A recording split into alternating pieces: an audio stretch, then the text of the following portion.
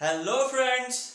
तो आज से हम न्यूक्लियर मैग्नेटिक रेजोनेंस स्पेक्ट्रोस्कोपी की एक वीडियो की सीरीज शुरू करने वाले हैं, जिसमें मैं आप सभी का स्वागत करता हूं। मैं हूं आपका मेंटर कपिल सर।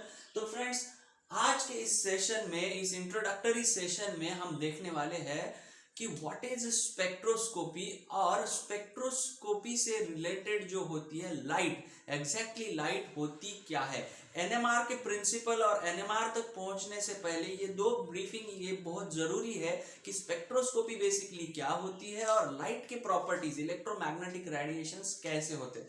तो बेसिकली फ्रेंड्स, स्पेक्ट्रोस्कोपी का मीनिंग होता है, as word itself suggests, spectra is the band of colors, and scopy means observation or examination, especially with an instrument. तो स्पेक्ट्रोस्कोपी क्या होती है? It is the study of interaction between light and matter. Light और matter के बीच में जो interaction होता है उसका एनालिसिस करके उस कंपाउंड को पहचाना जाता है, दैट इज स्पेक्ट्रोस्कोपी। तो main purpose of spectroscopy is identification of the compound. तो फ्रेंड्स, स्पेक्ट्रोस्कोपी से पहले क्या कंपाउंड्स को आइडेंटिफाई किया नहीं जाता था? बिल्कुल किया जाता था, लेकिन that was elemental analysis. Compound के हर एलिमेंट के लिए अलग अलग एनालिसिस किया जाता था। जैसे मान लो कोई कंपाउंड है जिसमें कार्बन, हाइड्रोजन, नाइट्रोजन, ऑक्सीजन है, तो उसके हर एलिमेंट के लिए एक अलग टेस्ट होता था, अलग केमिकल रिएक्शन होती थी, जिसके आधार पर क्वालिटेटिवली एंड क्वांटिटेटिवली डिटरमाइन किया जाता था कि कोई कंपाउंड में अलग अलग तरह के कौन से एलिमेंट्स प्रेजेंट है और किस प्रपोर्शन में प्रेजेंट है, ये आइडेंटिफाई किया जाता था इस केमिकल टेस्ट के द्वारा। हर चीज के लिए एक केमिकल रिएक्शन किया जाता था। तो फ्रेंड्स, इसका एक मेजर ड्रॉबैक क्या था कि इसके लिए लगना रहा जो कंपाउंड का अमाउंट रहता था वो बहुत ज्यादा रहता था, और सबसे बड़ा हर्डल ये था कि accuracy, it was not so accurate. तो फ्रेंड्स, इस प्रॉब्लम्स को ओवरकम करने के लिए सेवियर की तरह आई स्पेक्ट्रोस्कोपी, जिसमें हम करते हैं लाइट के द्वारा कंपाउंड का आइडेंटिफिकेशन। तो फ्रेंड्स, इसके लिए मैं एक बहुत ही बेहतर एक एनालॉजी है मेरे पास। तो फ्रेंड्स, स्पेक्ट्रोस्कोपी में क्या होता है, मान लो ये कोई मैटर है, इस पर एक पर्टिकुलर फ्रीक्वेंसी की इलेक्ट्रोमैग्नेटिक रेडिएशन को बम्बार्ड किया जाता है, इलेक्ट्रोमैग्नेटिक रेडिएशन से इरेडिएट किया जाता है। बाद में मैटर के साथ इस लाइट का जो भी इंटरैक्शन होगा, इसके बाद में जो लाइट एमर्ज होने वाली है, इसका इंटरप्रिटेशन किया जाता है, लाइट का इंटरप्रिटेशन किया जाता है। यानी स्पेक्ट्रोस्कोपी में होता क्या है, it is the interaction of electromagnetic radiation with the matter as well as interpretation of electromagnetic radiation. यानी हम मैटर के साथ कोई भी एक्सपेरिमेंटल ऑब्जर्वेशन करने वाले नहीं। ऑब्जर्वेशन किस चीज का होने वाला है? इलेक्ट्रोमैग्नेटिक रेडिएशंस का ही ऑब्जर्वेशन होने वाला है। Interaction as well as interpretation किसका होने वाला है? इलेक्ट्रोमैग्नेटिक रेडिएशंस का। तो इसके लिए एक बेस्ट एनालॉजी है। तो फ्रेंड्स, एक बार अकबर और बीरबल की लड़ाई हो जाती है और बीरबल किधर तो कौन से तो गांव में जाके छुप जाता है। तो अकबर परेशान हो जाता है कि मेरा सबसे प्यारा बंदा किधर गायब हो गया, तो उसे ढूंढना रहता है। तो अकबर को तो पता रहता है कि बीरबल बहुत ही होशियार है, तो जिधर भी छुपेगा, अगर मैं कोई ऐसा क्वेश्चन डाल दूंगा तो डेफिनेटली जिधर से इसका आंसर आ जाएगा उधर ही बीरबल प्रेजेंट होगा। तो जैसे इलेक्ट्रोमैग्नेटिक रेडिएशंस की लहर, वेव जाके मैटर के साथ टकराती है और बाहर आने के बाद इसको जब हम इंटरप्रेट करते हैं, हमें पता किस बारे में चल जाता है? मैटर के बारे में। उसी तरह से अकबर एक क्वेश्चन की लहर छोड़ देता है कि इस लाइन को मुझे बड़ा या छोटा करना है, लेकिन इस लाइन में कुछ और ज्यादा ऐड या उसको घटाना नहीं है, उसको बिना मिटाए या बिना बढ़ाए इसको छोटा या बड़ा करना है। इस तरह का क्वेश्चन वो पूरे राज्य में फैला देता है कि इसका जो भी जवाब देगा उसे पारितोषिक दिया जाएगा। तो एक गांव से इसका जवाब आ जाता है, और वो गांव से जो जवाब आता है वो ये रहता है कि लाइन के बाजू में एक बड़ी लाइन डाल दो तो ये लाइन इससे छोटी हो जाएगी, इस लाइन के बाजू में एक छोटी लाइन डाल दो तो ये लाइन बड़ी हो जाएगी। तुरंत अकबर बोलता है पहले जाके वो गांव में जाके ढूंढो, जिस बंदे ने ये जवाब दिया है वही बीरबल है। इस तरह से उसे पता चल जाता है कि बीरबल कहाँ छुपा है। तो इसी तरह से हम डायरेक्टली मॉलिक्यूल से हम पता नहीं कर पा रहे हैं कि ये कौन सा मॉलिक्यूल है, आइडेंटिफाई नहीं कर पा रहे, तब हम छोड़ेंगे इलेक्ट्रोमैग्नेटिक रेडिएशंस उसके ऊपर और इंटरप्रेट करेंगे इलेक्ट्रोमैग्नेटिक रेडिएशंस के साथ क्या हो रहा है।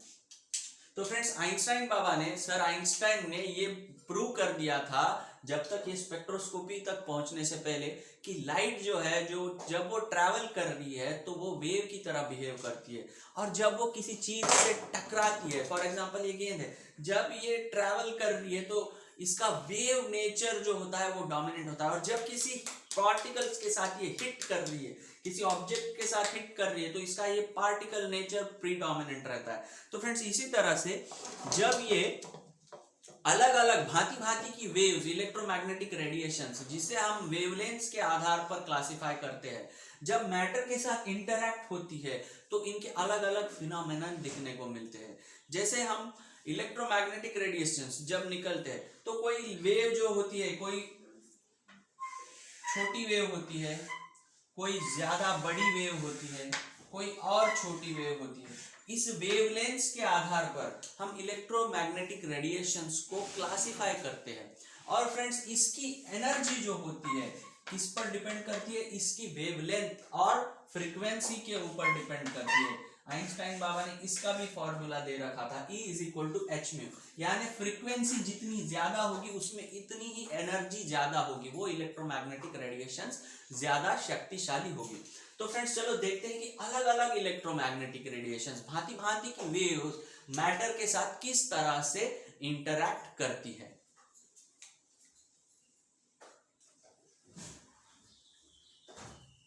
तो फ्रेंड्स ये है इलेक्ट्रोमैग्नेटिक रेडिएशंस का classification on the basis of their wavelengths. तो फ्रेंड्स लेफ्ट टू राइट अगर आप देखेंगे तो सबसे पहले इलेक्ट्रोमैग्नेटिक रेडिएशंस में कौन आता है, गामा रेज, जिनकी फ्रीक्वेंसी सबसे ज्यादा होती है। उसके बाद में आते हैं एक्स रेज, उसके बाद में यूवी विजिबल, उसके बाद में IR microwave and then radio waves. इनकी फ्रीक्वेंसी जो होती है वो सबसे कम होती है और इनकी वेवलेंथ जो होती है वो सबसे ज्यादा होती है। तो from left to right friends frequency जो हो रही है वो कम हो रही है और वेवलेंथ जो है वो बढ़ रही है। इसका मतलब एनर्जी जो है अपनी, जो डिपेंड करती है फ्रीक्वेंसी और वेवलेंथ के ऊपर, जो डायरेक्टली प्रोपोर्शनल है फ्रीक्वेंसी के। तो लेफ्ट टू राइट अगर आप देखेंगे तो एनर्जी जो क्या हो रही है, कम होते जा रही है, यानी रेडियो वेव्स में जो है सबसे कम एनर्जी है, सबसे कम एनर्जी है। तो फ्रेंड्स ये जो हाईली एनर्जेटिक गामा और एक्स रेज है, ये हाईली एनर्जेटिक बहुत ही शक्तिशाली है। इससे गामा और एक्स रेज किसी मॉलिक्यूल के साथ टकराते हैं तो उसमें ये क्या कर देते हैं, बॉन्ड ब्रेकिंग कर देते हैं। एक्स रेज और गामा रेज ये जब किसी मैटर के साथ टकरा जाते हैं तो ये क्या कर देते हैं, बॉन्ड ब्रेकिंग करवा देते हैं, उस बॉन्ड को ब्रेक करवा देते हैं। ये इतने शक्तिशाली होते हैं कि उसके बॉन्ड में ब्रेकिंग करवा सकते हैं। उसके आगे है फ्रेंड्स यूवी विजिबल, ये इससे थोड़े कम एनर्जेटिक होते हैं, इनकी फ्रीक्वेंसी थोड़ी कम होती है। तो ये यूवी विजिबल लाइट जब किसी कंपाउंड या मॉलिक्यूल पर गिरती है तो ये क्या बॉन्ड ब्रेकिंग करवा सकती है, नहीं, इससे बॉन्ड ब्रेकिंग नहीं होगा। लेकिन फ्रेंड्स हम मॉलिक्यूलर ऑर्बिटल डायग्राम में आपने देखा होगा, उसमें दो चीजें रहती है, HOMO and LUMO, highest occupied molecular orbital and lowest unoccupied molecular orbital. तो ये यूवी विजिबल की जो एनर्जी होती है, इस होमो और लूमो में जो एनर्जी गैप होता है, इसको फिल करने जितनी क्षमता इस यूवी विजिबल में होती है। तो होमो लूमो में जो इलेक्ट्रॉनिक ट्रांजिशंस है ये यूवी विजिबल लाइट से हो सकते हैं। तो यूवी विजिबल लाइट जब किसी मॉलिक्यूल पर गिरती है तो क्या हो सकता है, electronic transitions between homo and LUMO. तो चलो आगे बढ़ते हैं। IR, इसकी एनर्जी और थोड़ी कम हो गई। जब IR किसी मॉलिक्यूल पे गिरता है तो क्या होता है, मान लो कोई कोवैलेंट कंपाउंड के ऊपर इंफ्रारेड रेडिएशंस गिरते हैं तो वो बॉन्ड में जस्ट ऐसे वाइब्रेशंस करवा सकते हैं। मान लो ये दो कोवैलेंट बॉन्ड है, my two hands are representing two covalent bonds. जब IR उसके ऊपर गिरती है तो इस तरह से वो उसमें वाइब्रेशंस पैदा कर सकता है, जस्ट वाइब्रेशंस, उसमें कोई ब्रेकिंग नहीं होगी या फिर इलेक्ट्रॉनिक ट्रांजिशंस नहीं होंगे। It just can cause vibrations in the bond. क्या कर सकती है ये? जस्ट वाइब्रेशंस कर सकती है। और माइक्रोवेव अगर किसी मॉलिक्यूल पर गिरती है तो वो जस्ट बॉन्ड के अलोंग क्या कर सकती है? रोटेशंस कर सकती है, रोटेशंस कर सकती है। और सबसे अंत में रेडियो वेव्स, जब ये रेडियो वेव्स किसी मॉलिक्यूल पर गिरती है तो उसके मॉलिक्यूल के जो न्यूक्लियाई है उसकी जो स्पिन है उसको चेंज कर सकती है रेडियो वेव। और एनएमआर में क्या होता है? न्यूक्लियर स्पिन ट्रांजिशंस को ही स्टडी किया जाता है। तो फ्रेंड्स आज तक हमने देखा होगा, I will just go back brief in history और इन 12th स्टैंडर्ड हमने देखा था कि इलेक्ट्रॉन्स जो होते हैं उसमें स्पिनिंग मोशन होता है। तो बाद में ऐसा पाया गया कि प्रकृति में ऐसे भी कुछ न्यूक्लियाई है जिसमें स्पिन होती है, जैसे C13H1। तो इनमें जो है इनके न्यूक्लियाई भी स्पिन करते हैं इलेक्ट्रॉन के साथ। सारे न्यूक्लियाई, सारे एलिमेंट्स के न्यूक्लियाई स्पिन नहीं करते, लेकिन कुछ पर्टिकुलर न्यूक्लियाई होते हैं जो हम आगे देखने वाले हैं, वो स्पिन करने की क्षमता रखते हैं। तो इन पर अगर रेडियो वेव सफिशिएंट फ्रीक्वेंसी की अगर डाली जाए तो उसकी स्पिन अगर क्लॉकवाइज है तो वो उसको एंटी क्लॉकवाइज कर देगा। तो ये स्पिन ट्रांजिशंस करने की क्षमता किसमें है? तो रेडियो वेव्स में है, जिसमें हम इंटरेस्टेड है, जो कि हम आगे एक्सटेंसिवली रेडियो वेव से ही डील करने वाले हैं। ऐसे भी कई बार क्वेश्चंस आते हैं कि which radiations of electromagnetic radiation spectra are used in NMR. तो आंसर है radio waves.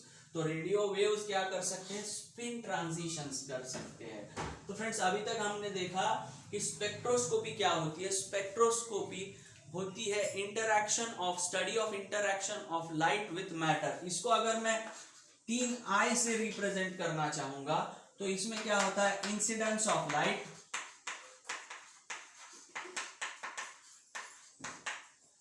Interaction of light and interpretation of light.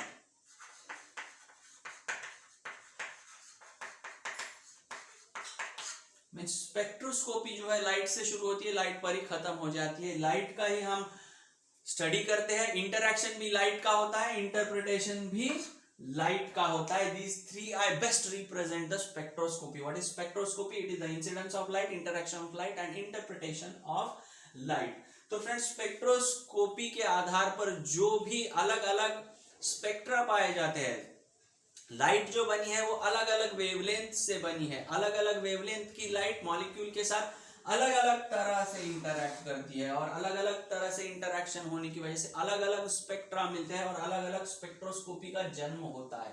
UV visible raise का यूज करके जो स्पेक्ट्रोस्कोपी की जाती है उसे अल्ट्रावायलेट स्पेक्ट्रोस्कोपी कहते हैं, इसे इंफ्रारेड स्पेक्ट्रोस्कोपी कहते हैं, इसे रोटेशनल स्पेक्ट्रोस्कोपी कहते हैं। और रेडियो वेव्स का यूज करके जो स्पेक्ट्रोस्कोपी होती है उसे न्यूक्लियर मैग्नेटिक रेजोनेंस स्पेक्ट्रोस्कोपी कहते हैं। तो friends nuclear magnetic resonance spectroscopy को समझने से पहले ये कुछ कॉन्सेप्ट थे जो आपको जानना जरूरी था, और एक छोटी सी ब्रीफ कॉन्सेप्ट है, उसे जानकर we will start our journey of nuclear magnetic resonance.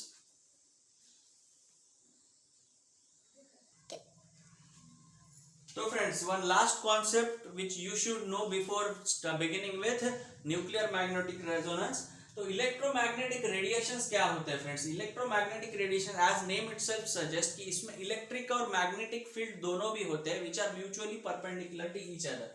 तो मान लो फ्रेंड्स ये वाली जो है coloured line, this represents magnetic field and this represents electric field. तो इसको अगर आप फ्रेंड्स ऑब्जर्व करोगे तो इसमें आपको ये चीज दिखेगी, these are not constant values, these are fluctuating between maxima and minima। अगर आप इलेक्ट्रिक फील्ड को देखोगे, if this is x axis, this is y axis and this is z axis, तो वर्टिकली ये z axis के along travel कर रही है। इसकी वेव जो है इलेक्ट्रिक फील्ड की wave, if it is moving in upward direction, it is in x direction, sorry z direction। तो ये जो इलेक्ट्रिक फील्ड लाइन है it is oscillating between this maxima and minima. ये कम होके फिर से बढ़ रही है, ये मैक्सिमा रीच करके फिर से कम हो रही है. So it is these electric and magnetic fields are oscillating between maxima and minima, and these two fields are mutually perpendicular to each other. For example, let's say these are three axes.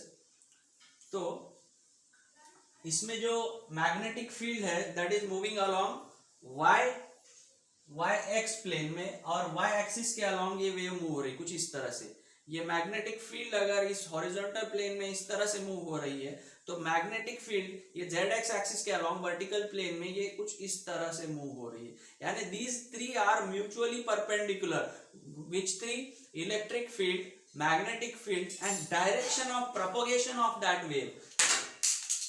For example friends, this electric field propagates in this z direction and magnetic field is propagating in y direction and propagation of wave is in x direction. So this is about electromagnetic radiations. इसमें क्या होता है, electric field भी होती है और magnetic field भी होती है which are mutually perpendicular to each other. तो फ्रेंड्स, कोई भी जब एक वेव होती है ये एक दूसरे के साथ जब ओवरलैप करती है, तब अगर मान लो ये सेम फेज में है, लाइक दिस, सेम फेज में है, तो उसे कहते हैं कंस्ट्रक्टिव इंटरफेरेंस. और उससे जो वेव बनने वाली है उसकी एम्पलीट्यूड दोनों के एडिशन से मिलेगी. दोनों म्यूचुअली एक दूसरे को सपोर्ट कर रहे हैं तो उसकी एम्पलीट्यूड जो है वो बढ़ने वाली है. इस तरह से वेव जो एक दूसरे के साथ ओवरलैप करेंगे उसे कहा जाता है कंस्ट्रक्टिव इंटरफेरेंस.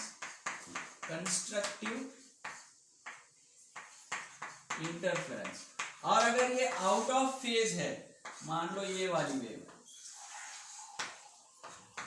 इस तरह के दो वेव जब ओवरलैप करते हैं तो उसे डिस्ट्रक्टिव इंटरफेरेंस कहा जाता है और उसमें एम्पलीट्यूड जो है वो कम होने वाला है. तो फ्रेंड्स, इस तरह से जो वेव्स एक दूसरे के साथ ओवरलैप कर रहे हैं इसे कपलिंग कहा जाता है. और ये कपलिंग की इफिशियंसी, ये कपलिंग ज्यादा से ज्यादा इफेक्टिव कब रहेगी, जब ये दो वेव जो ओवरलैप करने वाले हैं उनके फ्रीक्वेंसीज ज्यादा से ज्यादा जब क्लोज रहेंगे तब ये बेहतर तरीके से कपल कर पाएंगी. माइंड इट वेल, इस पॉइंट की तरफ ध्यान दीजिए, इसे हम आगे एनएमआर में एक्सटेंसिवली यूज करने वाले हैं. कपलिंग इफेक्टिव कब होती है, जब ये दो फ्रीक्वेंसीज जो टू वेव्स एक दूसरे के साथ ओवरलैप करने वाले हैं ये ज्यादा से ज्यादा जब क्लोज रहेंगे तब वो ओवरलैपिंग इफेक्टिव होगी. और फ्रेंड्स, इसकी जो कैरेक्टरिस्टिक है इलेक्ट्रोमैग्नेटिक रेडिएशंस की, वेव्स की, these are having fluctuating, oscillating electric and magnetic fields between maxima and minima. इनकी वैल्यूज, इलेक्ट्रिक फील्ड और मैग्नेटिक फील्ड की वैल्यूज कांस्टेंट नहीं है. these are fluctuating between maxima and minima and two waves can overlap. coupling between two waves is most effective when these two frequencies are very close to each other. when two waves are overlapping with each other, if the frequencies of those two waves are very close, then that overlapping, that coupling will be most effective. So these were the points about introduction of spectroscopy. These things we must know before starting with NMR. Spectroscopy क्या है? Spectroscopy is the study of interaction of light with the matter. Spectroscopy में extensively हम क्या करने वाले हैं? Interaction of light with the matter and interpretation of light. Electromagnetic radiations का ही हम matter के साथ interaction करवा रहे हैं और उसी का हम interpretation करवा रहे हैं. जैसे कि हम देखते हैं कि electromagnetic radiations are classified on the basis of their wavelengths. तो सबसे ज्यादा एनर्जी वाले जो वेवलेंथ्स थे like gamma rays, x rays, वो बॉन्ड को ब्रेक करवा सकते थे. उसके बाद में हमने देखा कि यूवी विजिबल में क्या होता था, होमोलूमे में इलेक्ट्रॉनिक ट्रांजिशंस होते थे. उसके बाद में आए आईआर क्या करता है, बॉन्ड में वाइब्रेशंस करवा सकता है और माइक्रोवेव बॉन्ड को रोटेट करवा सकता है. और फ्रेंड्स सबसे एंड में जो हमारे यूज की है वो हमने देखी रेडियो वेव्स, वो न्यूक्लियर स्पिन को स्पिन ट्रांजिशन करवा सकती है। तो इस तरह के जो ट्रांजिशंस मैटर में होते हैं, बदलाव जो होते हैं इलेक्ट्रोमैग्नेटिक रेडिएशंस की वजह से, उसमें जब वो मैटर से जब वो बाहर निकलेंगी तो उनमें जो चेंजेस होंगे उस चेंजेस को इंटरप्रेट करके जो स्पेक्ट्रोस्कोपी, अलग अलग स्पेक्ट्रोस्कोपीज बनी, जैसे IR spectroscopy, ultraviolet spectroscopy, rotational spectroscopy and the nuclear magnetic resonance spectroscopy which is of our interest, ये सब स्पेक्ट्रोस्कोपीज का जन्म हुआ। तो नेक्स्ट सेशन में friends we will begin with principle behind nuclear magnetic resonance spectroscopy. Thank you friends.